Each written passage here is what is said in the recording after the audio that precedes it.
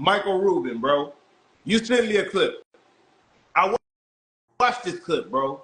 Michael Ruben, a non-black man, he's saying that he doesn't, it's one part of black culture that he doesn't like.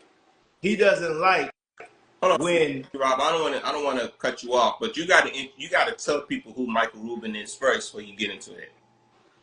I think he's a businessman. He owns the Fanatics brand. Right. He owns other I don't know what other brands he owns, but I know that he's also a successful businessman. Owner in the Philadelphia 76ers.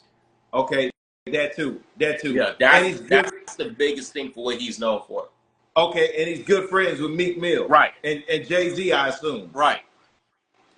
But he said that he doesn't like this thing within black culture that black people do not come together and we tear each other down. Mogul, I'm going to be 100% honest with you.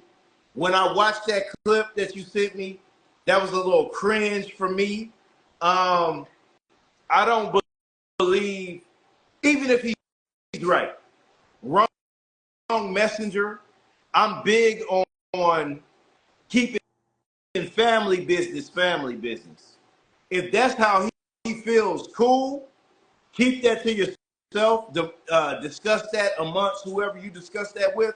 But the audacity to go public and say things like that, and know that you're gonna get no pushback, that says a lot, bro. And before we go further into this, I want to know how you felt, pause, when you heard that. Well, to kind of piggyback off of your last thing, he definitely got some pushback.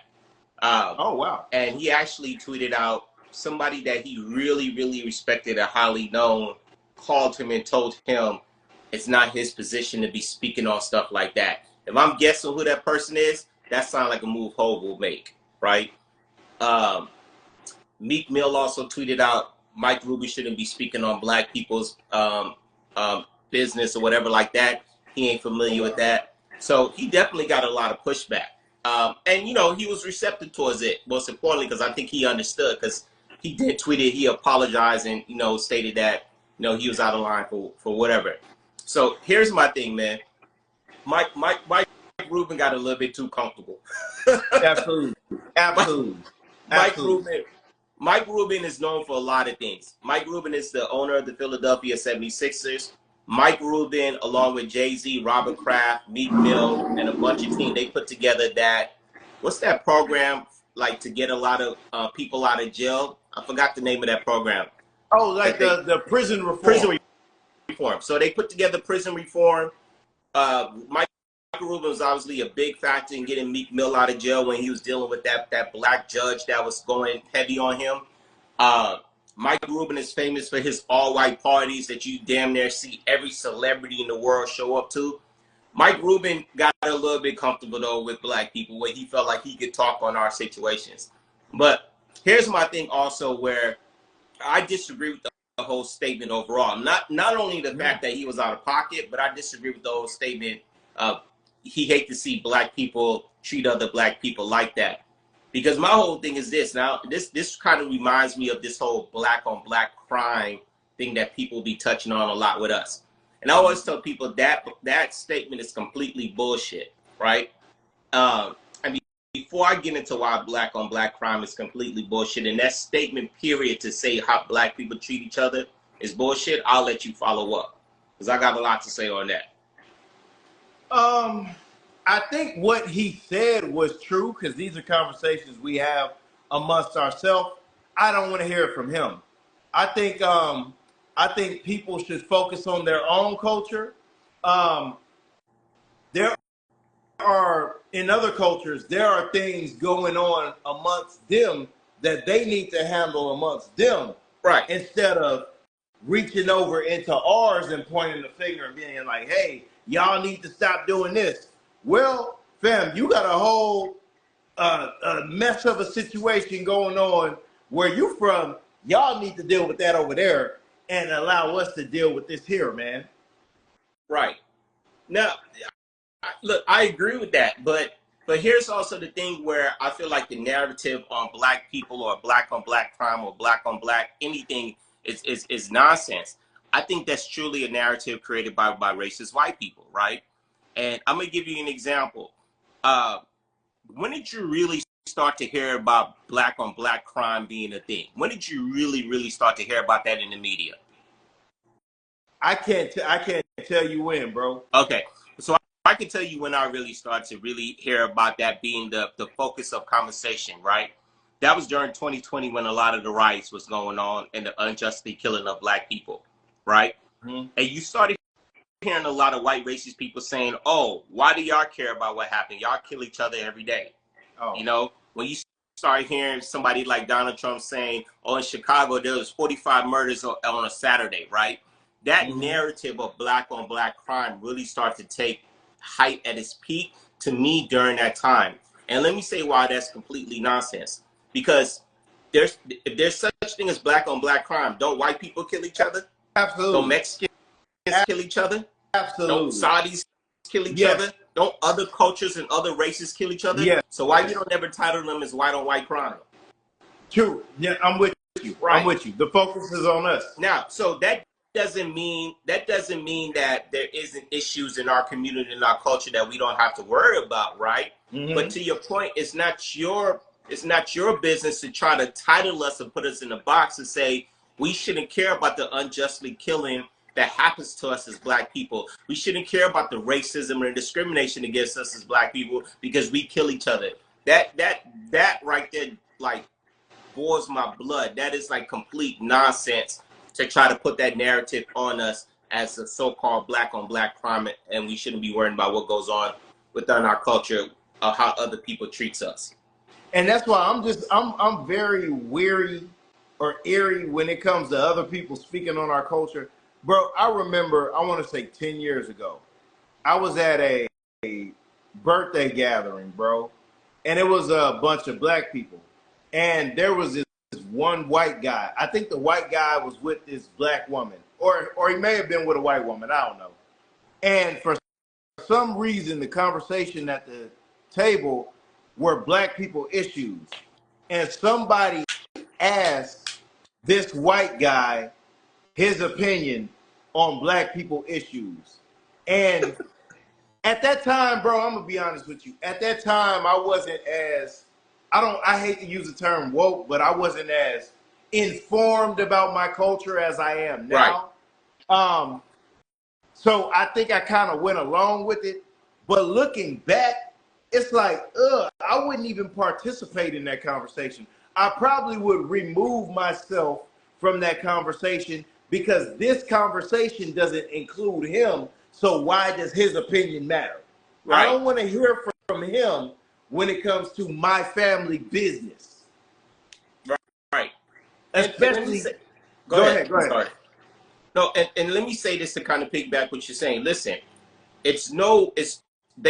any person outside of our culture has no reason to comment on us, especially in a way where they're speaking to say what they don't like. Now, if you outside of our culture, you want to have a conversation and ask questions about our culture so you can have a better understanding before you speak, I'm all open for conversations like that, right? Because I'd rather you come and ask and try to get knowledge instead of assume or say what you think based off of what you may see in media or outside of our culture. So I'm always open for somebody to come sit down and if you truly want to know, to have a conversation, to ask questions instead of just state your opinion on what you think it is or what you don't like. Mogul, do you think that other cultures are way too comfortable when it comes to our culture? And is that a norm? Listen, man, I think that other cultures love our culture so much that when we accept them, and you and I kind of touch on this point, that they can get comfortable. And that's one thing about our culture. We are a loving culture. We accept everybody at the end of the day. You know what I mean? As much as we should be a culture that's full of hatred and anger when you think about slavery, discrimination, racism, systematic racism that still goes on to this day, poverty, redlining, anything that you can think of that goes against us, we should really be a culture that's just full of anger and hate. But at the same time, we're not. We are a loving culture. So somebody like a Michael Ruben who shows love, you know, to Meek Mill or our culture, we accept him, but then we gotta some way we gotta keep that fine line to be like, all right, Mike, still don't cross this line. I don't care how much money you are, I don't care if you're a billionaire, don't cross this line. And that's why I think we do let them get a little bit too comfortable. Mogul, you're getting money with somebody. You get a signature man. It turns in you sign a partnership with, I don't know, some big white-owned company that has all the money. They're funding you. You're good friends with the white man or the non-black guy that owns the company that's funding you. Right. He feels like he could come talk to you about your culture. He feels like he could point out some things, you know, to you that he feels your culture could do better with. Do you just go along with it because he's paying you, Mogul? He's paying you, or do you check him on it? I check him on it. Okay. No money is going to allow for me to allow for you to come at me or my culture in any type of way. My morals and my standards is bigger than the bread. Okay. You know, like at the end of the day, what it all comes down to is like understanding boundaries, bro. And that's just simple what it is. We got to understand boundaries. Like, I'm not going to go in some white people culture and talk to them about shit that I have no idea about, right? I'm not going to go into a Jewish culture or community and talk to them or make comments on something about I don't know nothing about, right? I don't know what it is to be a white man. I don't know what it is to be a Hispanic man. I don't know what it is to be a Jewish man. All I know my whole 40 years of living is what it is to be a black man. You know what I mean? So I can only speak, be comfortable, and talk about my culture before I can even think about talking about somebody else. So I don't understand why they think, well, I guess I can't understand because they're privileged and they think they have that right to, but at the same time, it's still mind-boggling and think like, yo, when are y'all going to wake up to be like, stop talking about black people culture if you're not black? Mogul, did you like the movie Django? It was okay. A lot of people liked it more than me, but it was okay. How do you feel that movie was written by a white man? Quentin Tarantino, I don't feel no type of way that was written by a white man. White people started slavery. Shit. Okay, so a white man writing a movie that had multiple uses of the N-word, and there was this cringeworthy scene in the movie where these two black slave Mandingo warriors, pause, were fighting each other to the death in front of slave masters. Was that okay for you during that movie? I'm not gonna say it wasn't okay because C-Rock, you know, stuff like that happened in real life in slavery. Yes. Yes. So did you not like the fact that they was reenacting it, or you didn't like the fact that that just scene was in that movie, or you felt like that didn't happen in slavery? I'm kind of confused to your point on this. No. So Mogul, when I actually owned the movie, I loved the movie when it first came out. But today, as I get older and I gather more information, anytime I watch a black film, I need to know who wrote this movie. I need to know that it was a black person that wrote this film that's depicting our culture. Anywho, let's get back to Quentin Tarantino. Did these things happen in real life? Yeah. Was this movie a fantasy movie? Yes.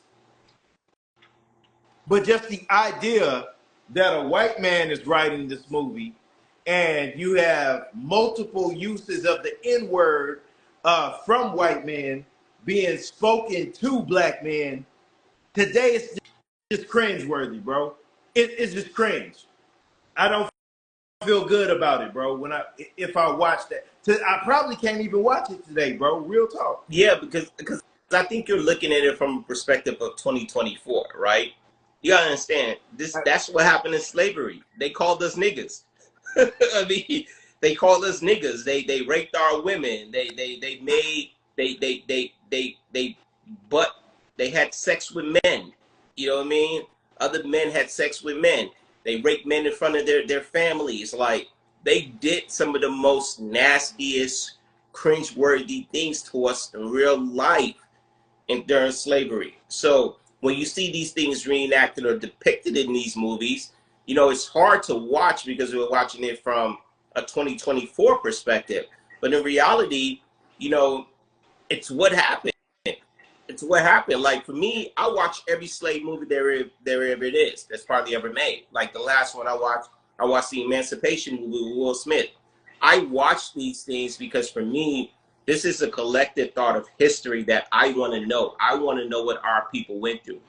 And me knowing what our people went through, it also makes me proud to say, damn, our people, we have came far, but we still have even further to go. But I want to know the history of our people so I can always be knowledgeable on what happened to us.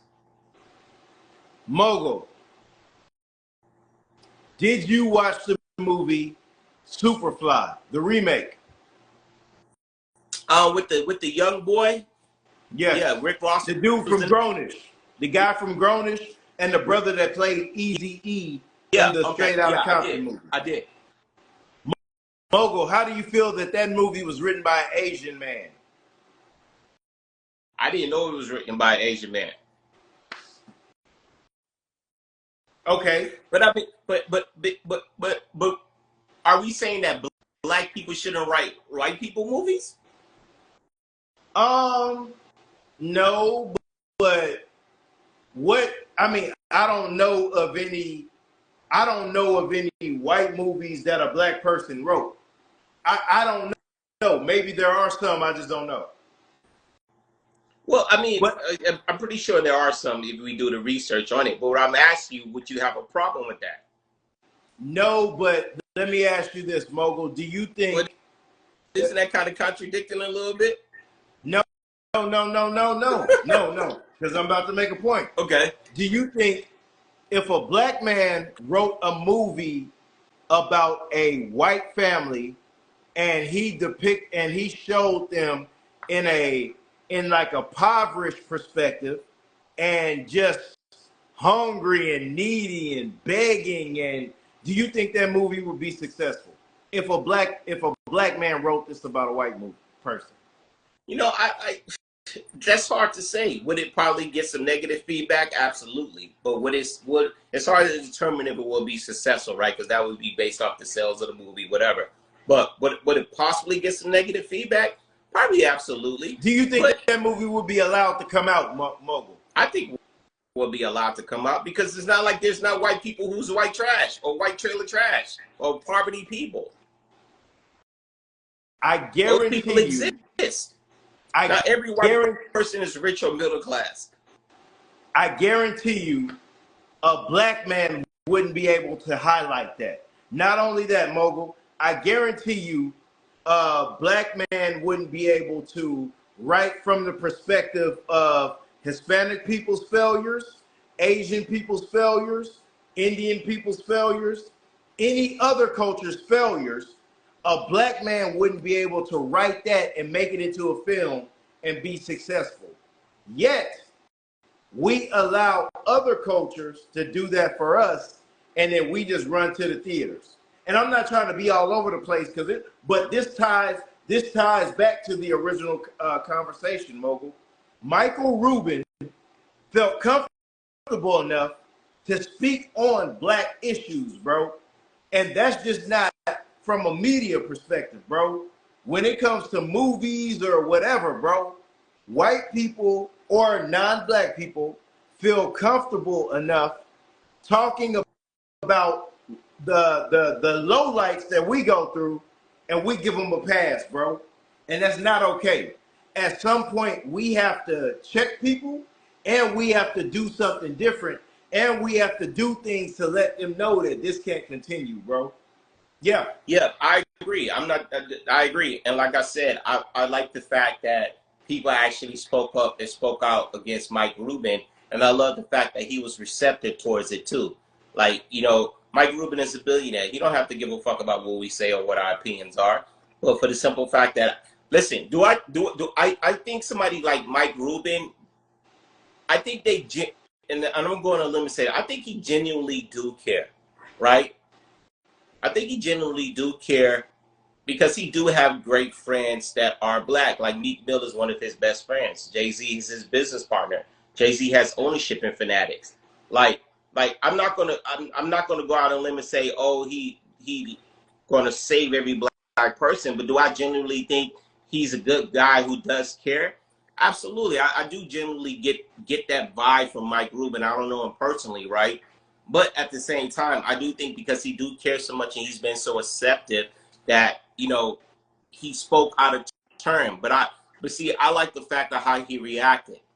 He reacted and apologized for recognizing he spoke out of turn. See, some white people won't do that, and I appreciate him doing that. My last question on that, Mogul. If Mike Ruben says these same comments that he made, and no one checks him on it, and he doesn't apologize, is his money affected? No. Okay. No. Okay. But we know that. Okay. So that just goes to my point. We allow anything. But shout out to Mike Ruben. Shout out to all the coaches that feel comfortable saying whatever about our culture. But we cannot, boy, we better not speak on theirs, boy. If we speak on theirs, we better mind our business. And if we speak on theirs, our money will be affected. One of my favorite rappers, man. He been taking some L's, man. But shout out to these people, man. God bless them. Shout out to black people. One day, I pray that we wise up and rise up. Pause. Mogul. Yep. Simone Biles. The GOAT when it comes to this gymnastic thing, bro. That girl, she's getting penalized in the Olympics for doing things that others can't do. So they taking points from her. She's amazing. Mogul, I sent you a clip, bro. I recently found out that her estranged mother that gave her and her sister up because when they were younger, she had an addiction to drugs and alcohol. Right. I see this video clip and I read an article that says the mother is struggling. She's having financial issues. She got all kind of loans and her house is struggled. And she wants to repair her relationship with her daughters, but she's waiting for Simone Biles to reach out to her. Boy, that ego get the best of you, boy. Hey man, tell me where you stand, bro, so we can go deeper. Yeah. Pause. So I saw the same interview, and it's funny because I was just having this conversation with my lady about Simone Biles. I was like, man, I wonder why her mom gave her up. You know what I mean, and all that, right? And then this interview literally came on like a couple of days later or a week later. So obviously we know Simone Biles was adopted by her grandfather, and his wife, raised her, whatever. So she looked at them as her parents. Here's my thing on Simone Biles' mom when I was watching that video, right? Mm-hmm. You say you want to repair the relationship with your daughter. You say you have access to actually talk to your daughter and call your daughter if you need access to, right? But you have the nerves to say, but I'm waiting for her to reach out to me. And all I got from that was like, oh, your ego is still involved. Your pride is still involved when it comes to your daughter. Why would your daughter be the one to reach out to you when you're the one who's her mother, who's responsible for her as a child? And because you had an addiction, I'm not going to judge you for that. A lot of people have addictions. You did the right thing by giving your daughter for adoption. But why does she have to reach out to you? Shouldn't you be the one doing everything in your will and your right to reach out to your daughter to try to repair that relationship herself? Why do you have to wait for her to do that? That was my only thing with that. And then the question becomes, should Simone Biles help her mother out financially? And my answer is simply no. My answer is 100% no. Wow. I really Wow. want to say fuck that, but I'm trying not to curse. But my answer is 100% no. Simone should not help her mother with a single dime. So, Mogul, I read that Simone Biles' total earnings since being in the Olympics and being well known, 25 million. Mm-hmm. I read that Simone Biles, she shows off the Birkin bags, the diamonds, Mm-hmm. and I'm seeing that Simone Biles' birth mom lives in a dangerous neighborhood. Mm-hmm. Now, at the end of the day, Mogul, that's still her mom, bro. I would imagine that maybe there's some type of love there. We can't just put her in a position to where she's safe. I want to know where you stand on that, bro. So let me ask you this question. I'm going to answer this. Do you think because your blood makes you family? No. Okay. That's where my stance is on that. Simone Biles don't owe her mom shit because luckily Simone Biles had the skill set, the will, the grind to become who she is. Her mother wasn't involved in that. Her mother never took her to a practice. Her mother never bought her a piece of gym clothing. Her mother had nothing to do with her success at all. Hell, we don't even know throughout the years if her mother even really tried to really care about what was going on with Simone. Because this is the first time we heard her speak out, right? Yeah. So Okay. So my whole thing is this: Simone is not responsible for that grown ass woman. Simone, as a grown ass woman now, is responsible for the ones that took care of her, loved her, helped her to be successful. She got a husband now. She's not responsible for that grown ass woman at all. So my whole thing at the end of the day, even though that is technically your blood mother, that doesn't make you family. That lady hasn't done shit for that girl to be where she's at. Mogul, I view that a little differently, bro. Even though we could judge the mother and say she's a piece of crap or whatever we're gonna say, bro. No, I ain't calling her a piece of crap. Okay. I just said she doesn't owe her shit. Okay. Like, I'm not she judging may not. her for having an addiction, but at the same time, I'm not giving her no passes either. Okay. Mogul, I'm gonna give her one pass. I'm gonna give her one pass and one pass only. Mogul, that woman knew that her addiction to alcohol and drugs was so strong that she didn't want to mess up her daughter's life. So she removed her daughters from her care because she wasn't fit to give her daughters the proper care that they needed to be successful. Uh-huh. So she relinquished her authority of those children, and those children went on to be great. Mogul, I think that's worth something because if those daughters stay under her care while she's addicted to drugs and alcohol, maybe Simone Biles doesn't turn into the GOAT that she is today, Mogul. Argue with that. What do you say to that, fam? So you're trying to tell me we should give her a pass for doing what's right? Wait a minute. We should give her mom a pass because her mom did what's right? Is that what you're stating? Absolutely. Hold on. We're going to give you a pass for doing what's right as a mother. You don't get no damn passes for making the right decision as a parent. What are we talking about here? Now I'm giving a pass, parent, bro. I'm giving a pass. Because this is not like you get a certificate for being a parent. You're a parent. You're a parent who obviously didn't make the right decisions in life. You're a parent who obviously ruined your own life. So because you recognize you ruined your own life, we should give you a pass to say, oh, let me do the right thing and give my children up for adoption. No, that's what you should do. You don't get a pass for doing what you should do. You're a father. You're a dad. Do you get a pass for doing what you should do as a dad? Yes. I'm doing what yes. But should you get a pass or a reward for it? For doing what I should? Absolutely. Yeah, reward me. Yeah, That's BS. Mogul. That's what you're supposed to do. You're a parent. Mogul. If she, as a parent that's addicted to drugs and alcohol, if she keeps those kids, bro, maybe those kids become addicted to drugs and alcohol, and we don't get the greatness of Simone Biles. Now, Mogul, I'm not saying, and I'm just saying this for the sake of conversation, bro. Right. I have no control over Simone Biles' money. I can't call it. But Mogul, I'm not saying Simone Biles should make the mother a millionaire. Get her out the struggle, bro. Get her, just get her a little decent house. Why can't she get her own pay stuff off her out the struggle, loans, and get out her business. Why can't she get her own stuff out the struggle? I don't have the answer to that. Poor decision making. You don't have the answers to that? No.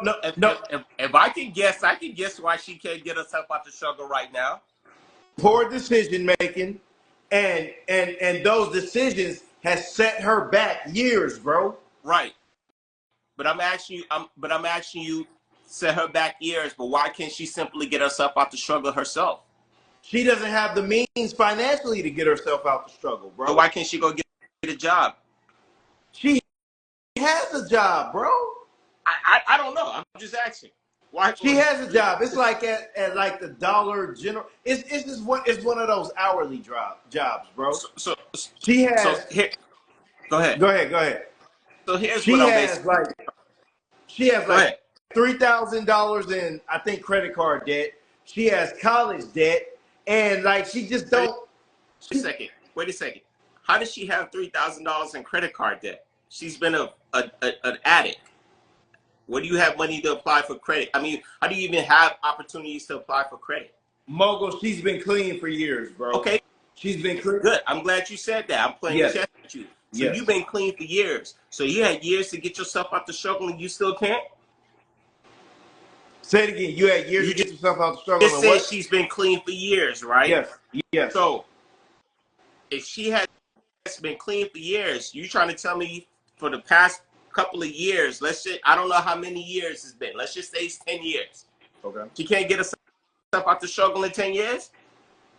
Mogul, I hear you. It sounds easy. And for a guy like myself, for a guy like you will figure it out. You talk about black women all the time, how they're heroes. Okay.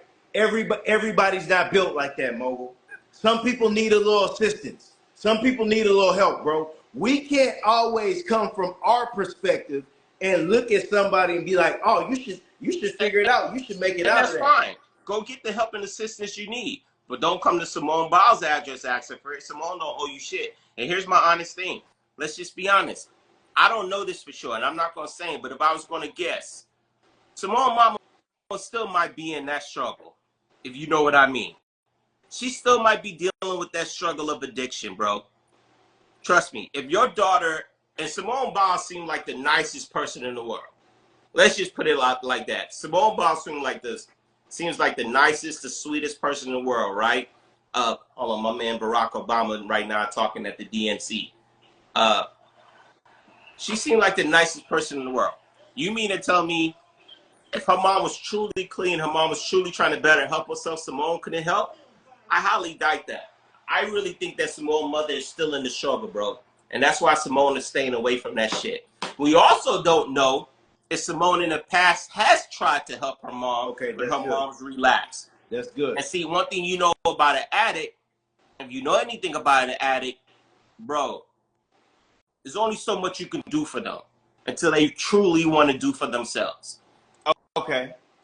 One thing I'll say, man, this is one reason I really like Tyler Perry, man.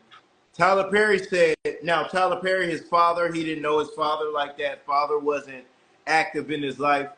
But Tyler Perry said that before his mother died, his mother made him promise that he will take care of his father. Right. So today, Tyler Perry bought the man a house, and he sends them a check once a month, and they just don't speak. Mm-hmm. But Tyler Perry said, I'm going to honor this promise that I made to my mother and take care of my father, who had nothing to do with me, bro. That's not true. Tyler Perry said this himself. And this is where you're right, but your story's kind of wrong.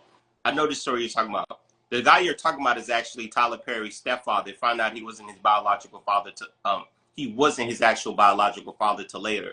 So the lady that his mom made him to make a promise to was his dad. Tyler Perry said this himself. He said, I'm providing the same thing that he provided for me growing up.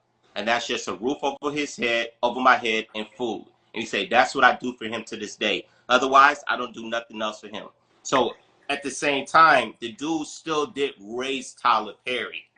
He was still a part of Tyler Perry. Not to say he was a good father figure or a good person, but he did provide and did have, Tyler Perry did live with him. Simone, this lady had shit to do with Simone. Okay.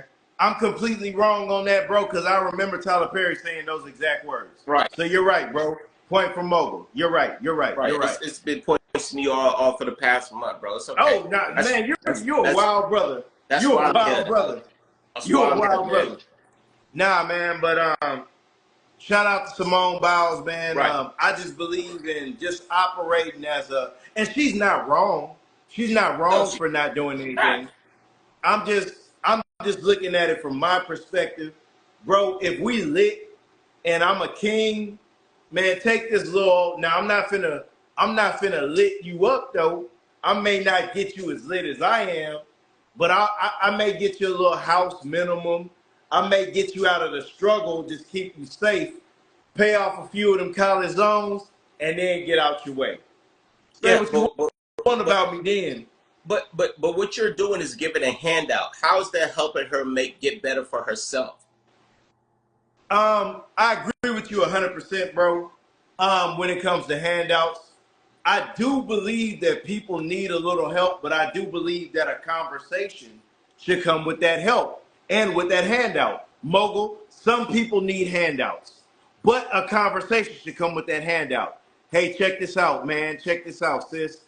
This is what I'm going to do for you. I'm going to give you this. This is going to help you greatly. I don't know if you see it or not, but once I give you this, this should propel you to go up. If you aren't able to take this and kind of be comfortable a little bit, sit in the lab, gather your thoughts, and then go up, you shouldn't ask me for anything else, and you should never have anything bad to say about my name, bro. C-Rod, that's on you. C-Rod, as your brother, your kindness outweighs your reality a little bit, bro. True. I'll roll with that. Yeah, I'll roll with it. Your kindness outweighs your reality. Because the reality part about it is, bro, giving people a handout is exactly what it is. It's a goddamn handout. And once they use that handout up, guess what they're going to do? They're going to come right back to you begging for another one. And that's Mogul. Plain and simple. Quick question. If somebody gave you $150,000 and was like, hey, man, put this towards your business. This is a handout. That wouldn't help you. That wouldn't. That's two different perspectives. We're talking to a perspective from a woman who's been a junkie damn near her whole life and still struggling, versus a businessman. If you hand a businessman a handout and he flips it, where he can pay you back. We're talking two different perspectives. From a junkie. I'm not talking. No. I'm not talking about payback. I'm saying, hey, man, here's $100. This ain't no loan. I see you doing whatever you're doing. Here's $150,000 as a businessman, you're investing into me. If you hand me $10,000 as a junkie, or who's probably still a junkie, only thing you're doing is providing more of my lifestyle of being a junkie. I'm gonna burn through that 10 grand. You think I'm gonna take that 10 grand, go get me an apartment, go buy me a car, go clean up automatically, go get me some new teeth, go get me some, no, they're junkies. That's the reality part about junkies. You don't give handouts to junkies. And I'm not saying her mom still is a junkie, but what we know the history of her mom, she's been a junkie damn near her whole life. Okay, Mogul, you gotta give people grace, bro. You gotta give people grace. I said I'm not giving her grace. This is what I say. Your kindness outweighs the reality. True. You don't help junkies by giving them handouts. The way you help them is that you take them, you put them in a rehab home, and they have to make a commitment for that, whether it's 6 months, year, 3 months. After they do that, then they prove after a couple of while that they're clean, that they're sober, They're not going back. Then what you can help do, help find them a job so they can make their own money. Now, if you want to, do something with getting some type of subsidizing housing, that's fine. But one thing you never do is give no type of person of Simone Biles' mother cash in hand. She's going to blow that shit. Okay, this is good. I like that you said that. What if you say, hey, I'm not giving you cash, but give me the number to Sally Mae or whomever your loans are through? You paying off student loans. What is that going to do for her? Mogul. Was she going to go back to school? I mean, what is she doing? That takes a little bit debt relief up off of her, bro. See, Rob, the last thing she need to be worrying about is debt relief and paying off Sally Mae. The lady need to get her goddamn life together. I don't see where you're missing that at. See, and that's what I'm saying. See, you're thinking from a person who actually went to school, graduated, got a great job in your educational field. So yeah, if somebody hands you money to pay off Sally Mae, we're talking about a lady who's been a junkie for her damn life. You think she give a damn about some damn Sally Mae? Mogul, what you're doing is unfair, bro. Okay. You're unfair, bro. Help me out. You're holding her to the standards of being a junkie when she may not be a junkie anymore, bro. That's unfair, Mogul. You're being unfair, bro. Okay. Well, there may be a possibility of her still being a junkie. Is that unfair? Okay. No. That's not unfair. That's not unfair. But she may not be a junkie. So we have to kind of take that into consideration too. So if she's not a junkie and I could do some things to help her, attach a conversation with that, let her know the expectations, let her know that this is a one-time thing. Yeah. Hey, man. But I'm asking you specifically about Sally Mae. How is paying off Sally Mae going to help her right now in her life? That would be less of a financial commitment she would have to make to them and maybe have more money to pay towards her bills. Maybe she has a business she wants to invest in. Maybe that Sally Mae money could go towards a business, bro. Do you think Simone Biles' mother's worried about paying Sally Mae that monthly fee every month? Hey, man, you never know, man. Come on. I'm looking at all her debt, bro. She had a lot of debt, bro. Yeah, and the last piece of debt she's worried about is Sally Mae, bro. Okay, I'll take that. But her house is evaluated at $10,000. All her possessions are evaluated at $10,000. She has this hourly job. And I think, oh man, when they looked at like what she actually had, it was like a $35 phone card to like Metro PCS or something. And I'm just naming a company. Bro, she's doing bad, bro. Right. According to the story. According to the story, she's doing bad. Right. And you ever asked yourself, how the hell they find Simone Biles' mom to even do this story? And why did she agree to do this story out of all these years now? Mogul, because it's the Olympics, bro. Of course she's going to pop out. Is this Simone's first Olympics? Is this Simone's first Olympics? No, but it's the last Olympics. Of course she's going to pop out of nowhere, But you never asked yourself why? No. I didn't. Come on, C-Rob. No. You never asked yourself why? Out of all the times, why you decided to come out now and speak? Mogul, I thought she was with her regular parents, bro. I don't know. Oh, people always know that Simone Biles been adopted. I ain't know that. Yeah, you want to give you my thoughts on why I think she finally decided to come out and speak? Yeah, please share. Whoever this news people is, hey, we want to do an interview with you. Okay, how much money do you have? The Daily Mail. The Daily Mail. That's who did the You want my story on my daughter? How much are you going to pay me? Yeah, Mogul, she's struggling. Of course she's supposed to ask how much you going to pay me. So, bro, I'm just giving you the reasons why I think she finally decided to pop out like hey dot, right? So how much you going to pay me? Okay, so you're getting paid to tell your side of the story when it comes to your daughter, right?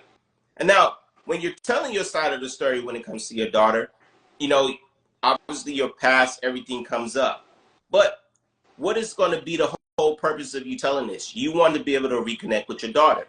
But in that story, you say you're not going to reach out to her. You're going to give her time to reach out to me. Simone Biles is 28 years old. It don't seem like she's reaching out to you no time soon.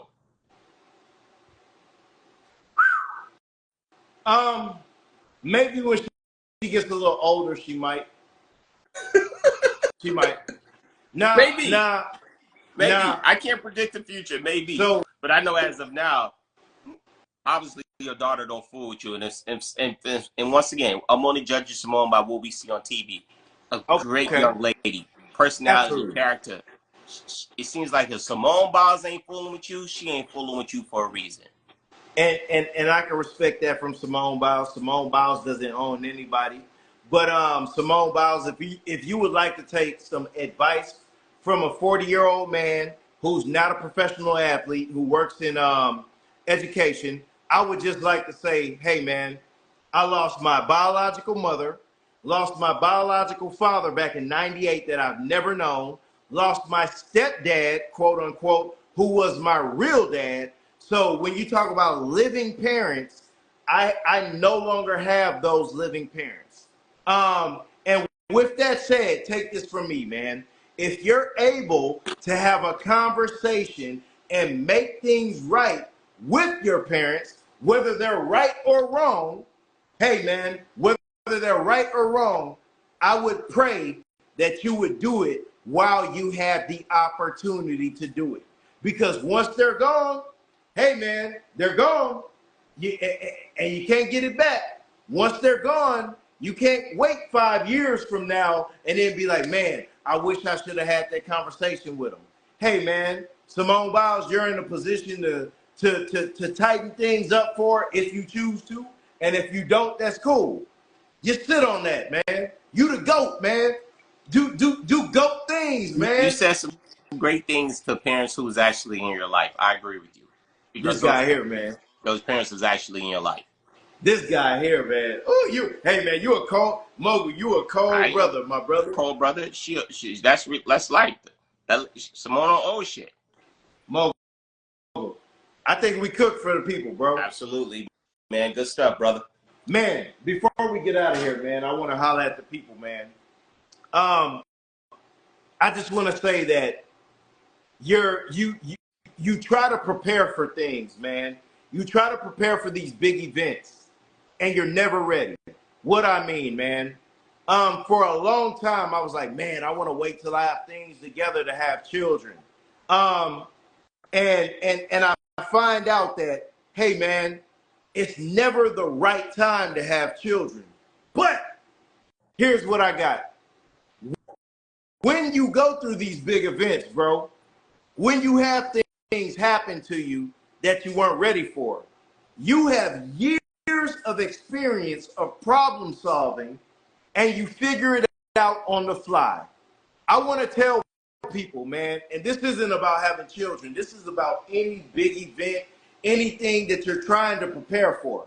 Trust yourself, man. Trust your ability in problem solving. I am a 40-year-old man. I have 40 years worth of life experience, and I trust myself that no matter what happens, I'm able to use my mind to figure it out. Not only that, I have people I can collaborate with and ask questions to figure things out, man. So no matter what you're going through, man, no matter what next step you're trying to take in life, you may feel like you're not ready, man. You may feel like you don't have all the necessary tools, man. Trust yourself that you have that life experience and that know-how and that ability to problem solve to figure this thing out on the fly, man. Figuring things out on the fly isn't ideal. Things happen out of nowhere and you got to adjust on the fly, man. But you have however many years of life experience to get that done, man. So I want to tell everybody, trust yourself. You got it in you. You've been bred for this for years, man. Trust yourself. That's all I got, Mo. Well, let's end it on that, Mr. Motivational Speaker. This guy here, man. This guy here, man. Mogul, I love you, bro. I'm finna go iron these kids' clothes. I'll see you next week, man. All right, man. Dope. All right, my brother.